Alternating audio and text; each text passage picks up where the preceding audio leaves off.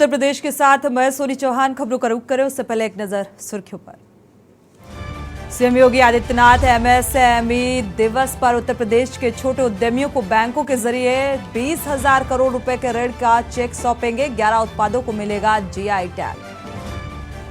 कांग्रेस नेता आचार्य प्रमोद कृष्णम ने बीजेपी को हराने का विपक्षी दलों को साथ आने का किया आह्वान। कांग्रेसी पार्टी का उम्मीदवार होगा पीएम। एमपी एमएलए कोर्ट में माफिया मुख्तार अंसारी की वीडियो कॉन्फ्रेंसिंग के माध्यम से पेशी। कोर्ट में अगली सुनवाई 15 जुलाई तिथि हुई नियत। पूर्वांचल एक्सप्रेस वे के हवाई पट्टी पर वायुसेना के लड़ाकू विमान, हेलीकॉप्टर सहित विभिन्न प्रकार के विमानों ने 4 घंटे तक किया एयर शो। हर परिस्थिति में तैयार वायुसेना। और क्रशर कारोबारी इंद्रकांत त्रिपाठी आत्महत्या मामले में महोबा एसपी मणिलाल पाटीदार सेवा में बर्खास्त। आत्मसमर्पण के बाद लखनऊ जेल में निरुद्ध। और उत्तर प्रदेश में आज मानसून 24 घंटे में देगा दस्तक। मौसम विभाग ने 11 से अधिक जिलों में भारी बारिश का अलर्ट किया जारी। आप देख रहे हैं के न्यूज, खबरों का सारथी। बुलेटिन की शुरुआत करते हैं बड़ी खबर के साथ। मथुरा से बड़ी खबर आपको बता दें, यूपी तीर्थ विकास परिषद के नवनिर्मित भवन पहुंचे हैं सीएम योगी आदित्यनाथ।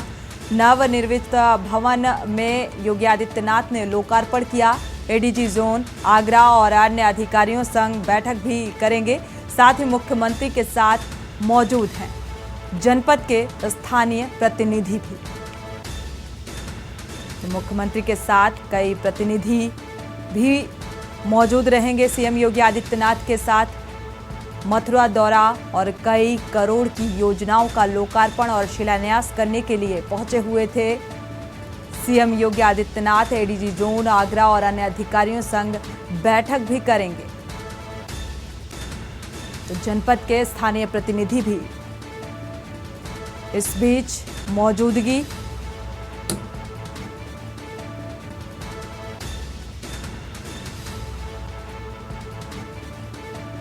नवनिर्मित भवन का लोकार्पण करने के लिए पहुंचे मथुरा सीएम योगी आदित्यनाथ और इसके बाद एडीजी जोन अधिकारियों के साथ एक बैठक भी होगी। जनपद के स्थानीय प्रतिनिधि भी शामिल रहेंगे। तो यूपी तीर्थ विकास परिषद के नवनिर्मित भवन का लोकार्पण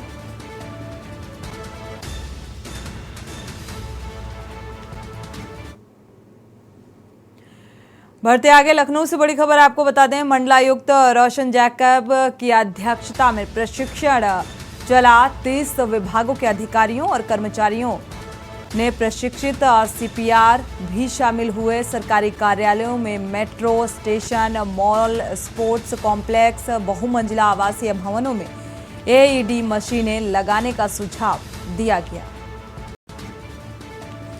मंडलायुक्त रोशन जैकब की अध्यक्षता में ये प्रशिक्षण बैठक हुई। इसमें सुझाव दिए गए। 30 विभागों के अधिकारी और कर्मचारी प्रशिक्षित हुए। सरकारी कार्यालयों में, metro station, mall, sports complex में, बहुमंजिला आवासीय भवनों में एईडी मशीनें लगाने का सुझाव इस बैठक के दौरान रखा गया।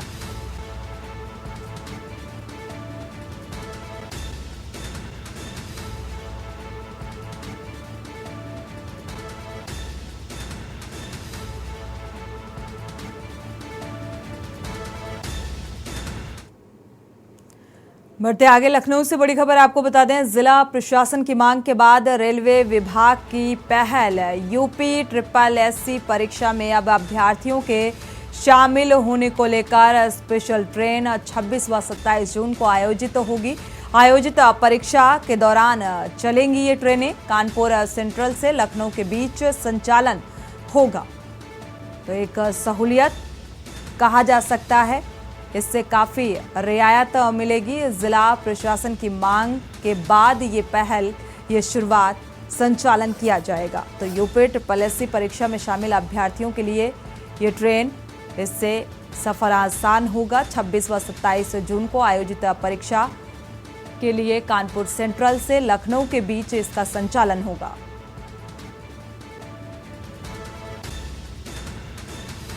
तो रेलवे विभाग की ये पहल जिला प्रशासन की मांग पर की गई है। यूपी SSSC परीक्षा में शामिल अभ्यर्थियों के लिए स्पेशल ट्रेन चलाई जाएगी।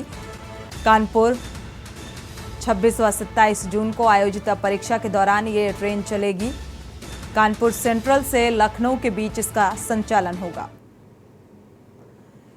बढ़ते आगे, कुशीनगर से आपको बड़ी खबर बता दें। डिप्टी सीएम ने केंद्र सरकार की उपलब्धियां बताई है। पिछले 9 साल में भारत में तेजी से विकास हुआ है। निःशुल्क मकान, पानी, बिजली और हाईवे उपलब्ध सरकार करा रही है। तो प्राथमिक विद्यालयों का कायाकल्प, मेडिकल कॉलेज का निर्माण हो रहा है।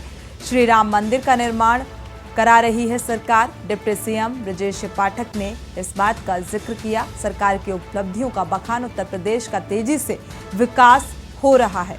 तो कार सेवकों पर गोली चलाने पर सपा को माफ नहीं करेगी जनता, इस बात का भी जिक्र किया।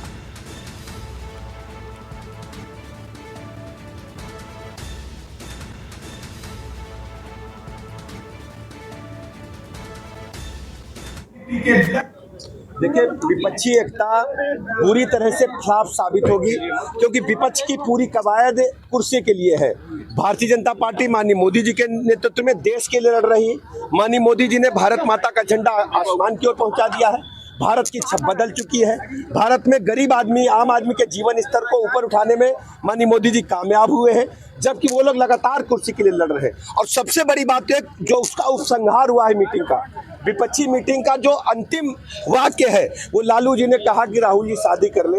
इसका मतलब पूरी तरह से वो उनको देश से मतलब ही नहीं था। वो व्यक्तिगत बात करने के लिए एक जमावड़ा था और केवल मजाक बन करके रह गया। जनता ने बुरी तरह नकार दिया है और जितने लोग इकट्ठा थे उनका कहीं जनता में कोई योगदान नहीं, कोई जनाधार नहीं है। छोटे से ब्रेक का लौटेंगे जल्द। ब्रेक से वापस आ रहे हैं। इसी बीच बड़ी खबर लखनऊ से आपको बता दें, मंडलायुक्त रोशन जैकब ने निर्देश दिए हैं। लखनऊ सिटी ट्रांसपोर्ट से संचालित होंगी ई बसें। मेट्रो स्टेशन से अब लिंकअप होंगी। सभी 125 नई सिटी बसें को जोड़ा जाएगा और कमेटी की रिपोर्ट के आधार पर रूट तय किए जाएंगे। MD RK त्रिपाठी की निर्देशन में ये कार्य किया जाएगा। आधार जो रूट है वो तय किए जाएंगे, उसी के आधार पर ये बसें चलाई जाएंगी उन तय किए गए रूटों पर।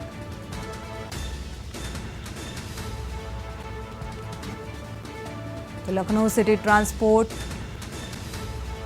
मेट्रो स्टेशन से लिंकअप होगा। 125 नई सिटी बसों को संचालित किया जाएगा। कमेटी की रिपोर्ट के आधार पर रूट तय होंगे।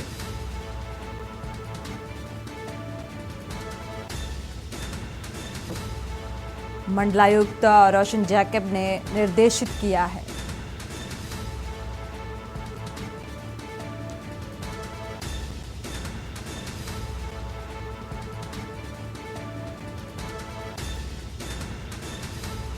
तो MD RK त्रिपाठी ने इस बात का जिक्र किया है कि रूट जो तय किए जाएंगे उन्हीं पर यह संचालन सुनिश्चित किया जाएगा। लखनऊ में यात्रियों की सुविधा को बढ़ाने के लिए प्रयास लगातार जारी हैं।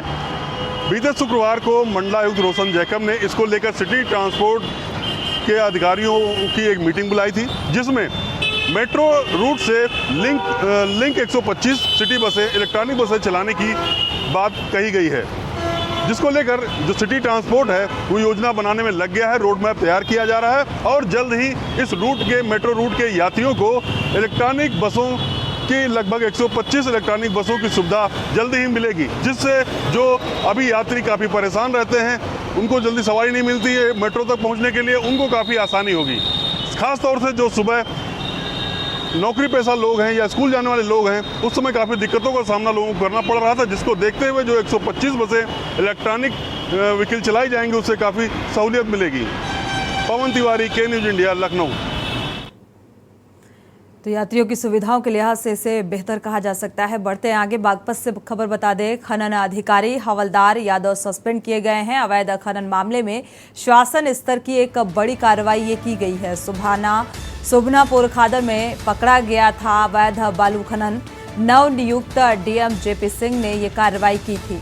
तो DM की रिपोर्ट पर लखनऊ टीम ने अवैध खनन की जांच की। अवैध खनन मामले में शासन स्तर की बड़ी कार्रवाई इसे कहा जा सकता है, लेकिन ऐसी कार्रवाई के बावजूद भी खनन पर अंकुश नहीं लग पाता। सुभनापुर खादर में पकड़ा गया था ये अवैध बालू का खनन। जेपी सिंह ने इससे पहले कार्रवाई की थी और अवैध खनन मामले को लेकर एक बार फिर से ये कार्रवाई होती नजर आ रही है, लेकिन बावजूद इसके जो खनन माफिया हैं वो सक्रिय हैं, खनन पर अंकुश लगता नजर नहीं आ रहा।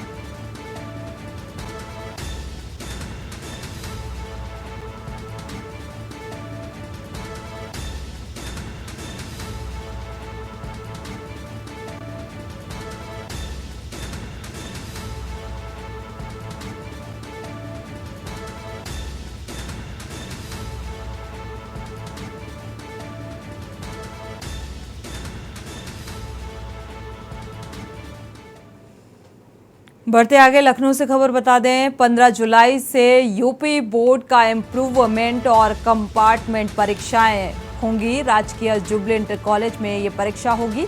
जिला विद्यालय निरीक्षक ने ये दिशा निर्देश जारी किए हैं। 2 पालियों में ये परीक्षाएं आयोजित की जाएंगी।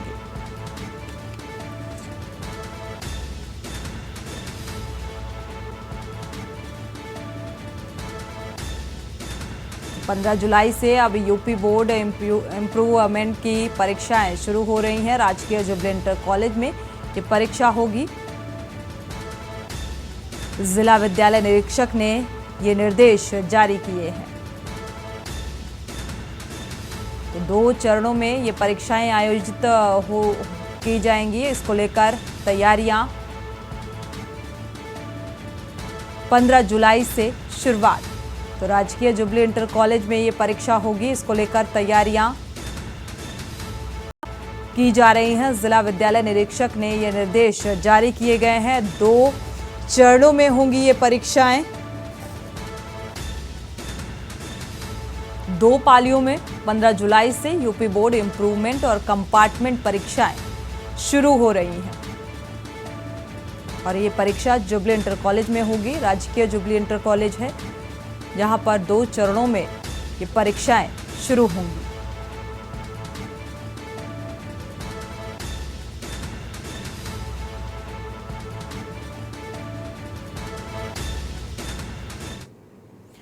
बढ़ते आगे लखनऊ से खबर बता दें, शहरी क्षेत्रों में खनन माफिया सक्रिय हैं। झील की मिट्टी को बसंत कुंज सप्लाई की आड़ में खनन किया जा रहा है। एलडीए झील का करा रहे सौंदर्यीकरण कार्य ग्रामीण के बाद अब शहरी क्षेत्र में भी खनन की ये वारदात सामने आ रही है। माफियाओं का सक्रिय सिंडिकेट है ये, जो खनन को अंजाम देता है। अधिकारियों की मिलीभगत से ये खनन किया जा रहा है। तो प्रशासनिक आला अधिकारियों की संलिप्तता और खनन माफिया इसीलिए खनन को अंजाम दे रहे हैं। तो काला पहाड़ स्थित झील का ये मामला बताया जा रहा है। एलडीए झील का सौंदर्यीकरण कार्य कराया जा रहा है। ग्रामीण के बाद अब शहरी क्षेत्रों में भी खनन किया जा रहा है। तो माफियाओं का सक्रिय सिंडिकेट है जो खनन को अंजाम देता है।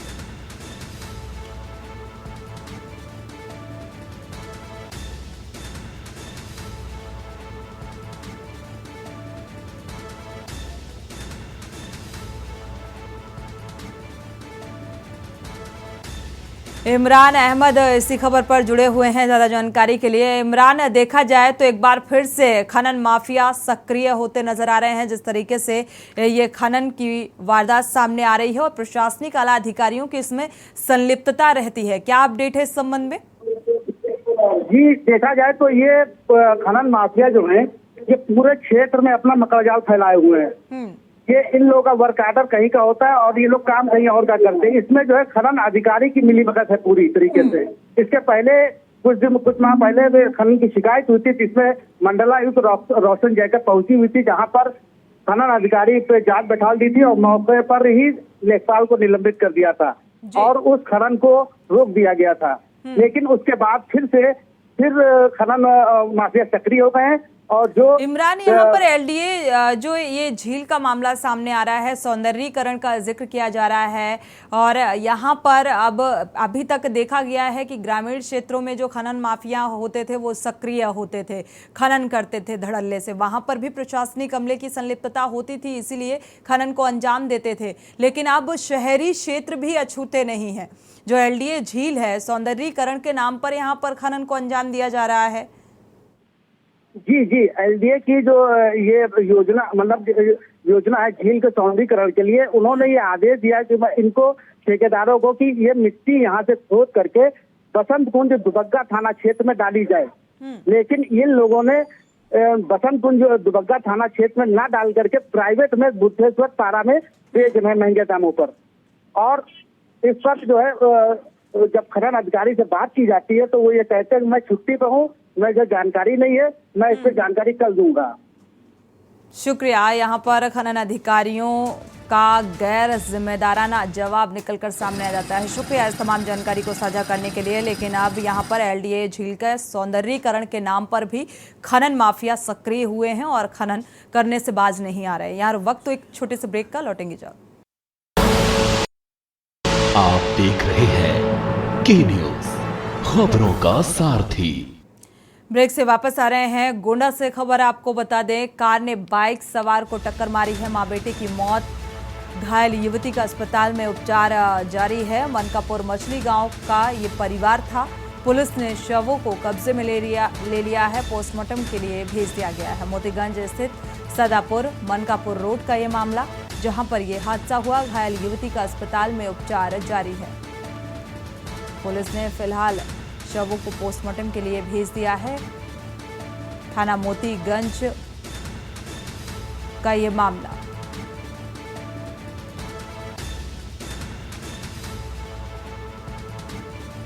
मनकापुर मछली गांव जा रहा था ये परिवार और हादसे का शिकार हो गया। पुलिस ने शवों को फिलहाल कब्जे में लेकर पोस्टमार्टम के लिए भेज दिया है।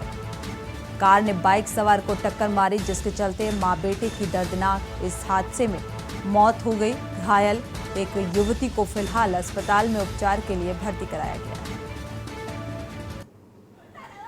है। जा रहे थे अपने नानी के वहाँ। कौन? वो तेल भरा के निकले, उधर से गाड़ी वाला आ रहा था, मार दिया। नहीं, कौन है ये आपके? ये हमारे लड़का है। क्या नाम है इनका? इनका आमिर नाम। तो ये कहाँ जा रहे थे? किस? जा रहे थे मछली बाजार। अच्छा, और भी कोई साथ में इनके? हाँ, माँ थी, बहन थी। अच्छा अच्छा, तो ये किसने मतलब किससे टक्कर हुई है? टक्कर चरवैया गाड़ी से हुई। महाराजगंज से खबर मिल रही है। प्रमुख सचिव सिंचाई का दौरा, 2 दिवसीय दौरे पर पहुंचे अनिल गर्ग सिंचाई विभाग के कार्यों का निरीक्षण किया। इस दौरान निर्माणाधीन बांधों का भी जायजा लिया गया। धीमी गति से चल रहा बांधों का निर्माण नियत तिथि तक 50% काम हुआ।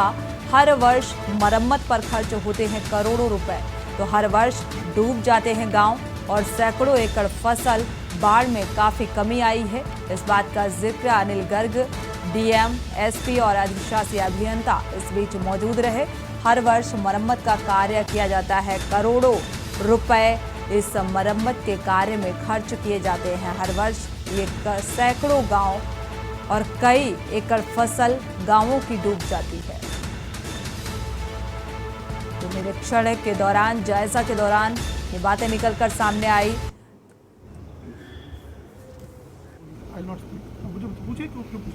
यही सब सर, जैसे ऑन कैमरा सर। हापुड़ से खबर बता दें, रामा मेडिकल कॉलेज की बड़ी लापरवाही की तस्वीर सामने आई है। खाने की थाली में चूहा मरा हुआ निकला। खाने की थाली में चूहा देख हड़कंप मच गया। मेडिकल के छात्रों को ये खाना परोसा जा रहा था। स्वास्थ्य अधिकारियों की टीम ने सैंपल लिए हैं और रामा मेडिकल कॉलेज का विवादों से पहले ही नाता रहा है। अक्सर रामा मेडिकल कॉलेज से जुड़े हुए मामले सामने आए हैं। बड़ी चूक छिपाने में कॉलेज प्रशासन जुटा हुआ है। तो कोतवाली पिलखुआ है में ये मेडिकल कॉलेज है। रामा मेडिकल कॉलेज का विवादों से नाता और एक और लापरवाही भरी तस्वीर सामने आ रही है, जहां पर खाने में मरा हुआ चूहा मिला है। तो ये खाना परोसा जा रहा था।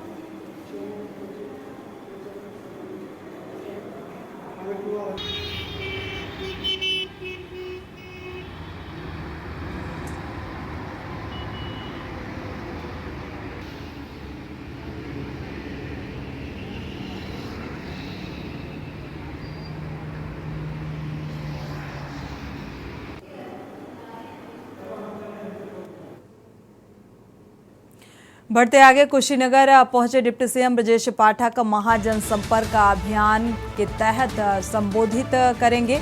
मोदी सरकार के 9 साल पूरे होने पर जनसभा की जा रही है और गोरखपुर सांसद रवि किशन भी इस बीच मंच में मौजूद रहे और हाथ हिलाकर लोगों का अभिवादन किया।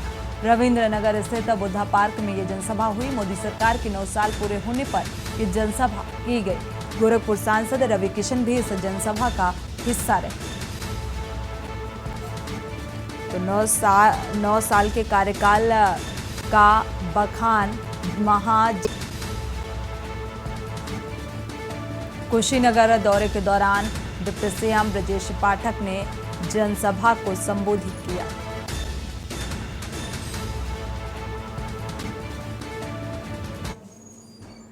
लखनऊ से खबर बता दें, एलडीए के प्रवर्तन जोन 7 के दस्ते पर हमला। जोनल अधिकारी अरविंद त्रिपाठी ने अभद्रता की।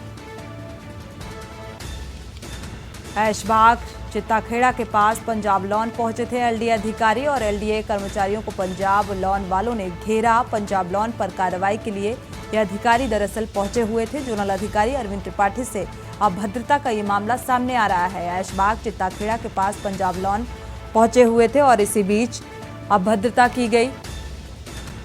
जोनल अधिकारी अरविंद त्रिपाठी से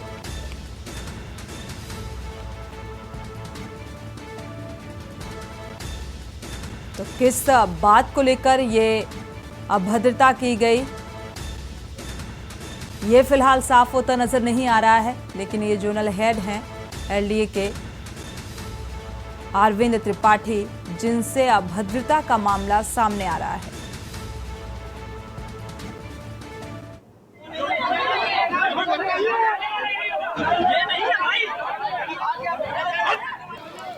तो प्रशासनिक अमले की मौजूदगी के बीच ये पूरा वाकया सामने आ रहा है। आप तस्वीरें भी देख पा रहे हैं जहां पर जोनल अधिकारी हैं अरविंद त्रिपाठी और इस बीच ग्रामीणों का गुस्सा भी देखने को मिला, क्योंकि अक्सर एलडीए के द्वारा अतिक्रमण जो अवैध कब्जे होते हैं उनको गिराने का काम किया जाता है और इसी के चलते ये नाराज़गी भी कहा जा सकता है और इसी के चलते ये अभद्रता की गई।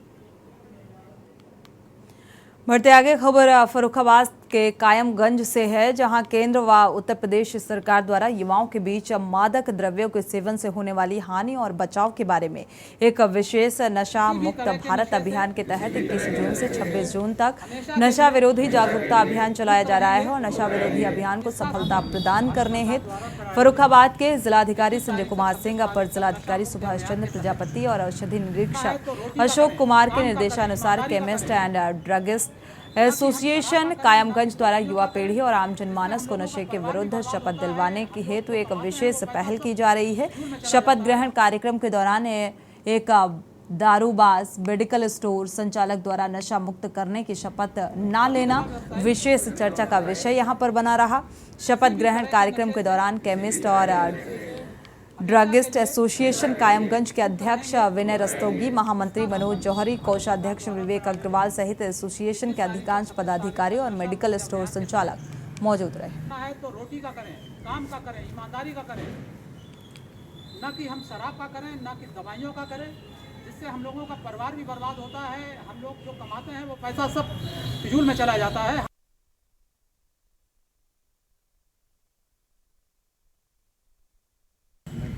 सभी दवा व्यवसायी किसी भी तरह के नशे से हमेशा के लिए भारत सरकार द्वारा 21 तारीख से 26 तारीख तक नशा मुक्ति भारत के लक्ष्य में ये जगह जगह प्रोग्राम किए जा रहे हैं। हम लोगों को एक संदेश देना समाज को और अपने युवा पीढ़ी को एवं आम जनमानस को कि हम लोग नशे से दूर रहें, किसी भी तरह का नशा हम लोग ना करें।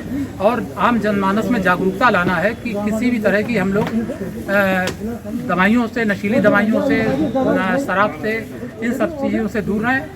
नशा अगर हमें करना है तो अपने ईमानदारी का करना, अपने काम का करना है, अपने मतलब रोजगार के लिए करना है। खबर उत्तर प्रदेश के साथ मैं सूरी चौहान। फिलहाल खबरों में इतना ही। आगे खबरों के लिए आप देखते रहिए के न्यूज़ इंडिया।